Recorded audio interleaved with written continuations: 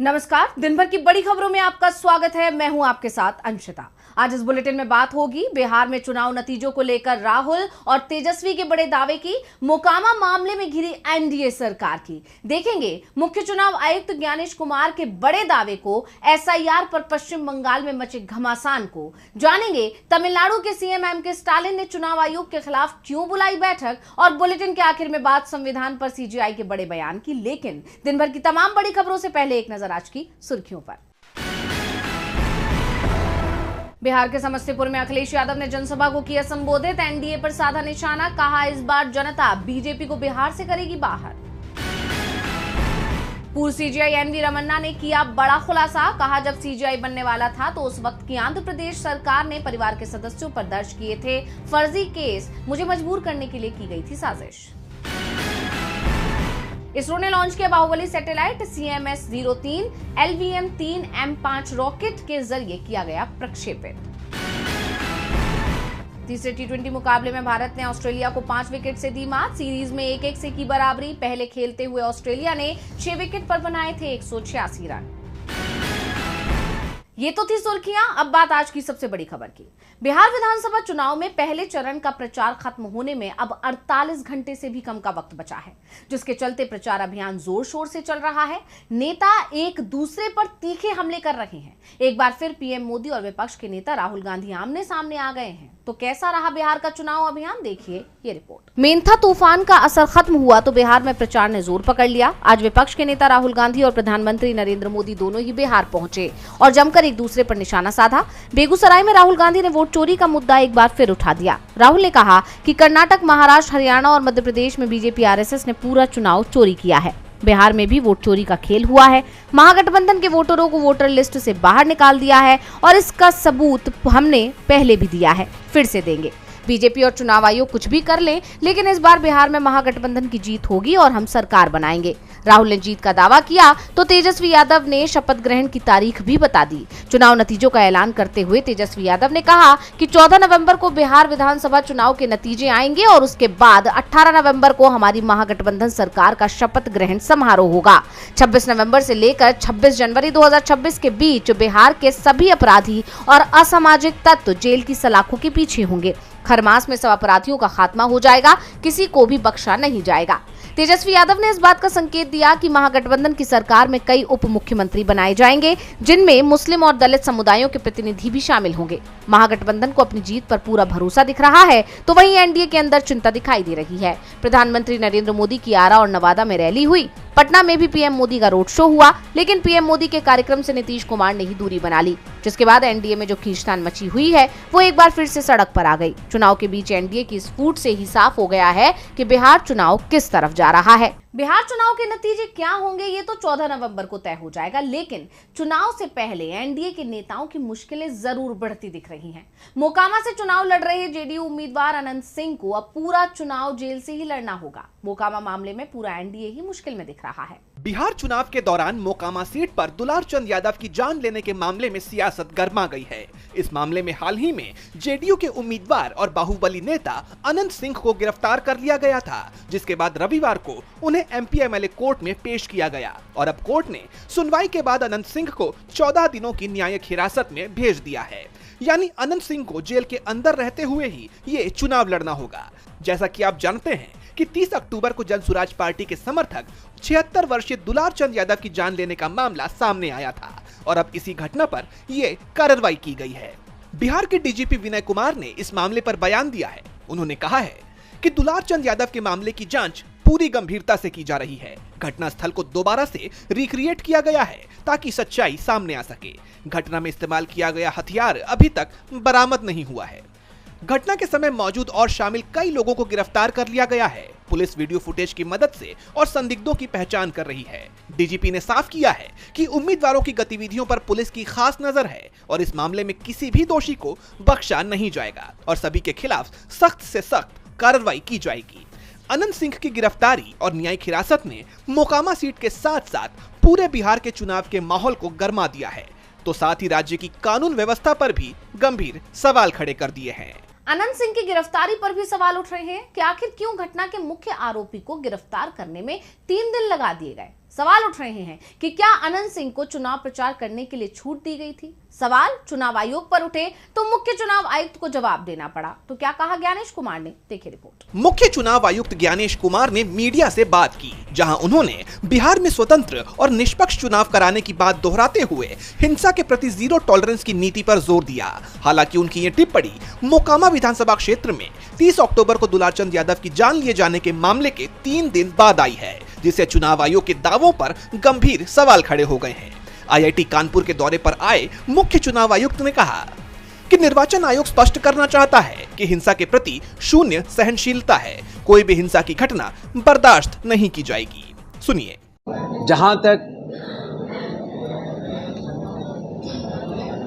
हिंसा की बात है, चुनाव आयोग यह स्पष्ट करना चाहता है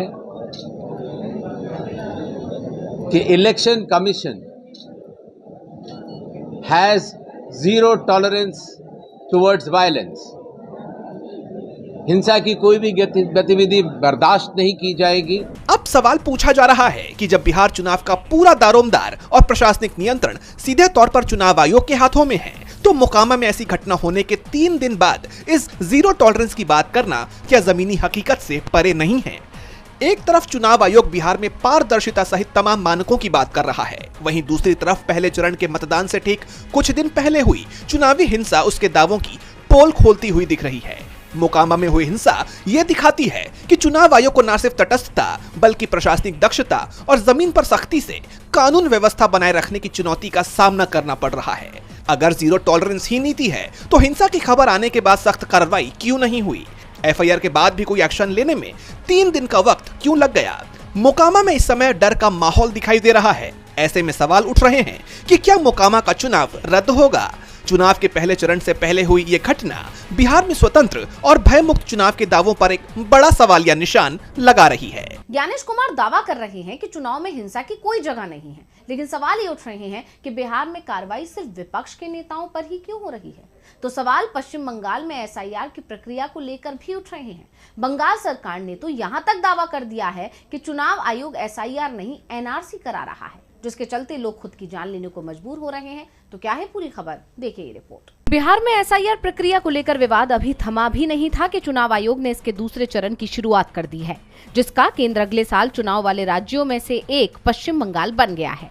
इस कवायद के तेज होते ही राज्य की सत्तारूढ़ तृणमूल कांग्रेस टीएमसी ने बीजेपी पर हमला तेज करते हुए आरोप लगाया कि केंद्र सरकार और बीजेपी एसआईआर का डर पैदा कर लोगों की जान लेने का काम कर रही है। दरअसल टीएमसी ने दावा किया है कि एसआईआर के डर से खुद का नाम वोटर लिस्ट में ना होने और खुद को गैर नागरिक घोषित किए जाने की आशंका में लोग खुद की जान ले रहे हैं। पार्टी ने पूर्वी वर्धमान के जमालपुर के नवग्राम गांव के एक प्रवासी मजदूर विमल संतरा की जान जाने का हवाला दिया, जिनका नाम 2002 की वोटर लिस्ट में नहीं था। टीएमसी ने सोशल मीडिया प्लेटफॉर्म एक्स पर एक पोस्ट के माध्यम से बीजेपी की भय और घृणा की राजनीति पर हमला बोलते हुए कई मामलों का ब्यौरा दिया, जहां लोगों ने एसआईआर या एनआरसी के डर से अपनी जान ले ली या लेने की कोशिश की। टीएमसी ने लिखा, पानीहाटी खरदाहा निवासी 57 वर्षीय प्रदीप कर ने खुद की जान ली, जिसके लिए उन्होंने एनआरसी को जिम्मेदार ठहराया। कूच बिहार के दिनहाटा के 63 वर्षीय व्यक्ति द्वारा उत्पीड़न के डर से खुद की जान लेने का प्रयास। पश्चिम मेदिनीपुर के कोतवाली निवासी 95 वर्षीय खितीश मजूमदार द्वारा जान देना। यानी टीएमसी ने साफ कहा कि ये एसआईआर बीजेपी के लिए डराने धमकाने का एक जरिया है। पार्टी ने बीजेपी को टैग करते हुए चुनौती दी है कि वो बंगाल के लोगों के साथ एसआईआर की आड़ में किसी भी तरह का न्याय नहीं होने देगी और उनकी नफरत की राजनीति से बर्बाद हुई हर जिंदगी का हिसाब उनसे लिया जाएगा।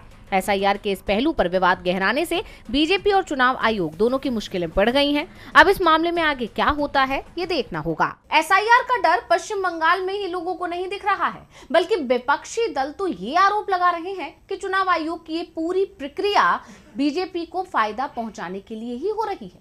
इसी के चलते अब पूरा विपक्ष एसआईआर के खिलाफ एकजुट दिख रहा है। तमिलनाडु के सीएम एम.के. स्टालिन ने इसे लेकर सभी दलों की बैठक बुलाई। तो क्या कुछ हुआ बैठक में, देखिए रिपोर्ट। देश भर में एसआईआर को लेकर घमासान छिड़ा हुआ है। इस प्रक्रिया के तरीके और इसके पीछे की मंशा को लेकर इसका लगातार विरोध हो रहा है। इसी सिलसिले में तमिलनाडु के सीएम एम.के. स्टालिन की अध्यक्षता में एक ऑल पार्टी मीटिंग बुलाई गई। एसआईआर के खिलाफ आगे की रणनीति पर इस बैठक में चर्चा हुई। इस बैठक में DMK, Congress, MDMK, VCK, CPI M, CPI और कई अन्य पार्टियों के प्रतिनिधियों ने भाग लिया। हालांकि एएमएमके, एनटीके, पीएमके और टीएमसी जैसी पार्टियों ने इससे दूरी बनाए रखी। इस बैठक में सीएम एम.के. स्टालिन ने अपनी चिंता व्यक्त करते हुए कहा कि बिहार में इसी तरह के एसआईआर के कारण लोगों को उनके मताधिकार से वंचित किया गया और उन्हें धमकाया गया। तमिलनाडु सहित अन्य राज्यों में भी ऐसा ही किया जाएगा। निष्पक्ष चुनाव के लिए वास्तविक मतदाता सूची जरूरी है, लेकिन इसका पुनरीक्षण शांत वातावरण में और उचित समय पर होना चाहिए। चुनाव से ठीक पहले पूर्ण पुनरीक्षण का काम करना भाजपा द्वारा वास्तविक मतदाताओं को खत्म करने का एक धूर्त प्रयास है। जैसा कि आप जानते हैं कि अगले साल होने वाले विधानसभा चुनाव से पहले चुनाव आयोग के इस कदम का सत्तारूढ़ डीएमके और उसके सहयोगी दल कड़ा विरोध कर रहे हैं, क्योंकि जिन राज्यों में दूसरे चरण का एसआईआर होना है उनमें तमिलनाडु भी शामिल है। स्टालिन ने सभी दलों से तमिलनाडु के लोगों के अधिकारों की रक्षा और लोकतांत्रिक आवाज की रक्षा के लिए एकजुट होकर चुनाव आयोग की इस कोशिश का विरोध करने का आह्वान किया है। अब इस विरोध के बावजूद अगर चुनाव आयोग राज्य में एसआईआर की प्रक्रिया को लागू करता है तो फिर ये टकराव और तेज हो सकता है। एसआईआर का विरोध बढ़ता जा रहा है। तमिलनाडु में 6 महीने में ही चुनाव होना है। ऐसे में एसआईआर को लेकर बीजेपी विरोधी दलों में डर दिख रहा है। वैसे चुनाव असम में भी तमिलनाडु के साथ ही होंगे, लेकिन यहाँ एसआईआर नहीं हो रहा है, जिसे लेकर चुनाव आयोग पहले से ही सवालों में है। कांग्रेस ने चुनाव आयोग के साथ राज्य सरकार की भी घेराबंदी कर रखी है। कांग्रेस नेता गौरव गोगोई ने राज्य के सीएम पर तीखा आरोप लगाया है। तो क्या कहा है गोगोई ने, देखिए रिपोर्ट। असम में कांग्रेस और बीजेपी के बीच बयानबाजी बेहद तीखी होती जा रही है। सीएम हिमंता बिस्वा शर्मा ने गौरव गोगोई की पत्नी को पाकिस्तानी एजेंट बताया है, लेकिन इसे लेकर कोई सबूत नहीं दिया है। इसके जवाब में कांग्रेस नेता गौरव गोगोई ने तीखा पलटवार किया है। गौरव गोगोई ने कहा कि सीएम शर्मा खुद को राजा कहते हैं, लेकिन हम जनता के सेवक हैं। वो आवाजें दबाना चाहते हैं। हम चाहते हैं कि लोग खुलकर बोलें। वो चाहते हैं कि लोग डरें। हम चाहते हैं कि वे बिना किसी डर के जिएं। पिछले कुछ महीनों में हिमंता बिस्वा शर्मा की विश्वसनीयता कम हो गई है। जब पूरा राज्य जुबिन गर्ग को रोई रोई बिनाले फिल्म में आखिरी बार देख रहा था, तब सीएम के बयान ने यह दिखा दिया कि उन्हें सत्ता खोने का डर सताने लगा है। ये एक और उदाहरण था कि असम की जनता के लिए मुख्यमंत्री के तौर पर वो क्यों अयोग्य है। गौरव गोगोई ने साफ कर दिया है कि वो हिमंता के हर आरोपों का सामना करने के लिए तैयार है। 6 महीने बाद राज्य से बीजेपी की सरकार चली जाएगी। उसके बाद बीजेपी शासनकाल में जो भी घोटाले हुए हैं उन सभी की जांच कराई जाएगी। जुबिन गर्ग के मामले की सच्चाई भी सामने लाई जाएगी। तो वहीं सीएम शर्मा ने कहा है कि वो सिंगापुर में गायक जुबिन गर्ग की जान जाने के मामले की जांच पूरी होने के बाद गोगोई के खिलाफ सबूत पेश करेंगे, और साथ ही वो अभी प्रेस कॉन्फ्रेंस नहीं करेंगे ताकि कोई ये न कह सके कि जुबिन गर्ग मामले से ध्यान भटकाया जा रहा है। और बुलेटिन के आखिर में बात सीजेआई बी.आर. गवई के बयान की। सुप्रीम कोर्ट के मुख्य न्यायाधीश बी.आर. गवई अक्सर अपने बयानों को लेकर चर्चा में रहते हैं। अब जब उनका कार्यकाल खत्म होने को है तो उन्होंने फिर एक ऐसा बयान दिया है जिसकी चर्चा तूल पकड़ रही है। तो क्या कहा है उन्होंने, जानने के लिए देखिए ये रिपोर्ट। CJI B R. गवई बीते दिन इलाहाबाद विश्वविद्यालय में आयोजित एक कार्यक्रम में मुख्य अतिथि के तौर में शामिल हुए, जिस दौरान उन्होंने भारत के संविधान और लोकतंत्र को लेकर अपनी राय रखते हुए कहा कि कई देशों में केंद्र और राज्यों में अलग अलग संविधान कार्य करते हैं, लेकिन भारत में एक ही संविधान राज्यों और केंद्र के लिए कार्य करता है। उन्होंने नेपाल, श्रीलंका और बांग्लादेश जैसे देशों में हालिया समय में हुई घटनाओं का जिक्र कर कॉलेजियम सिस्टम को सही ठहराते हुए कहा कि इस व्यवस्था में नियुक्तियों में राज्य सरकार, केंद्र सरकार और विभिन्न एजेंसियों के इनपुट शामिल होते हैं और इसके आधार पर ही न्यायाधीशों की नियुक्ति होती है। हमारे यहाँ न्यायिक व्यवस्था जिला स्तर से शुरू होकर हाई कोर्ट होते हुए सुप्रीम कोर्ट में पहुँचती है। इसकी वजह से ही हमारे यहाँ न्याय की अवधारणा संभव हो पाई है। जस्टिस गवई यही नहीं रुके, उन्होंने बाबा साहब भीमराव अंबेडकर का जिक्र करते हुए आगे कहा कि अंबेडकर के प्रयासों की वजह से देश की शक्ति किसी एक केंद्र में न होकर 3 केंद्रों यानी विधायिका, कार्यपालिका और न्यायपालिका में समानांतर रूप से बटी हुई है। आपको याद होगा, इससे पहले एक इंटर कॉलेज के छात्र छात्राओं को संबोधित करते हुए चीफ जस्टिस ने मिट्टी से जुड़ाव बनाए रखने की नसीहत दी थी। उन्होंने कहा था, आप चाहे जितने बड़े बन जाएं, लेकिन अपनी मिट्टी से नाता नहीं तोड़ना चाहिए। तो आज इस बुलेटिन में इतना ही। आप देखते रहिए डीवी लाइव और मुझे दीजिए इजाजत। नमस्कार।